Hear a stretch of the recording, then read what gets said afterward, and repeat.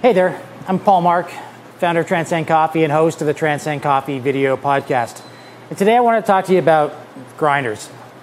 One of the main things I get asked questions a lot about from people who are interested about brewing coffee at home is how do we make great coffee? How do we make great coffee that tastes like it does at the shop at home?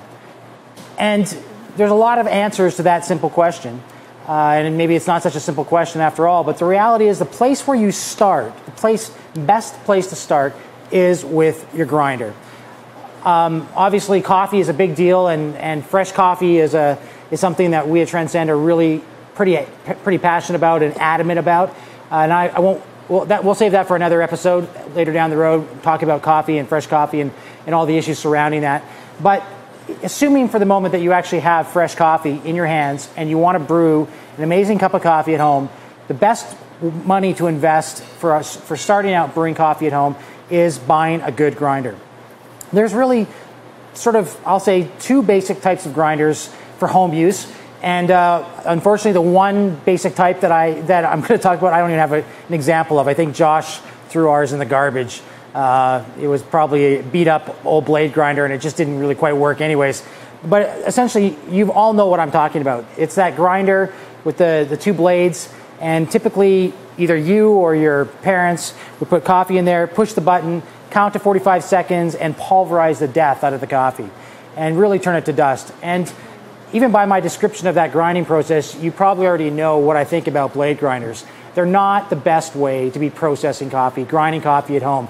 They're just too violent with the coffee, and rather than grind it in a nice, consistent way, they just pulverize it. So now that I've convinced you that your blade grinder really isn't the best way to grind coffee at home, and you're going to retire that from the use of coffee and start using that to grind spices. It's great for grinding spices.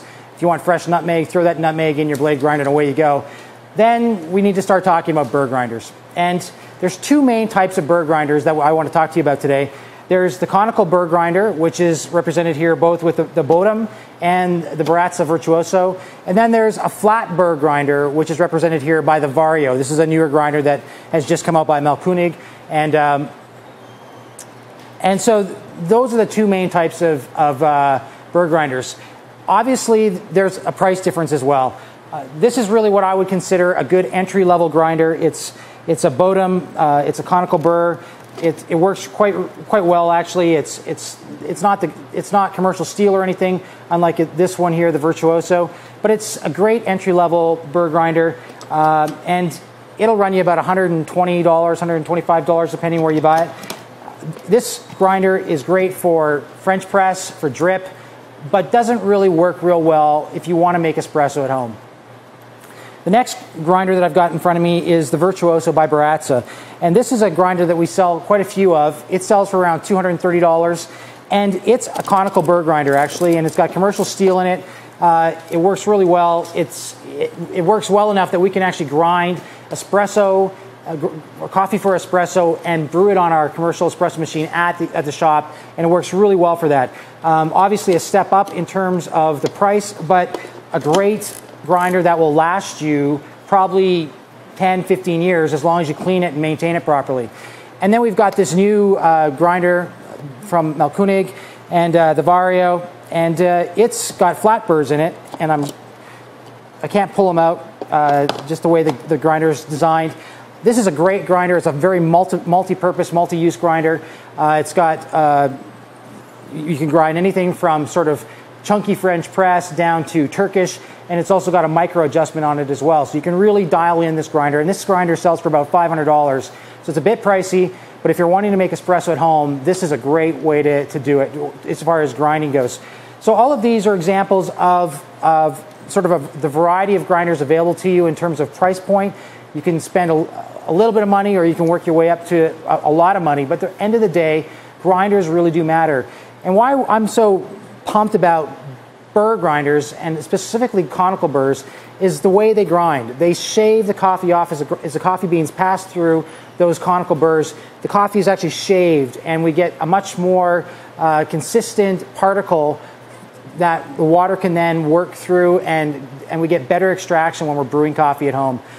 It really is the place where if you want to spend some money, it's your best investment because it's going to give you a more consistent product to work with at home when you're brewing. And then you're sort of free to do whatever you want in terms of brewing coffee at home. You've got a French press, you've got a Chemex, you've got pour overs, Melitas, a drip brewer. All of these things we can talk about in later episodes. But the reality is, if you want to start somewhere, this is the best place to start investing your money. Get a great grinder, get some fresh coffee, and start to experiment and have fun with the various ways that you can brew coffee at home. It's really not all that complicated. And yeah, this really is the simplest way to ensure that you get a great cafe-like coffee at home every day. All right, well, I think that's it for today. It's simple and straightforward. We'll continue to rack our brains as to what to present next. But for this one, think about how you're grinding your coffee at home, and if you need to upgrade. All right, until next time, I'm Paul Mark signing out. Have fun.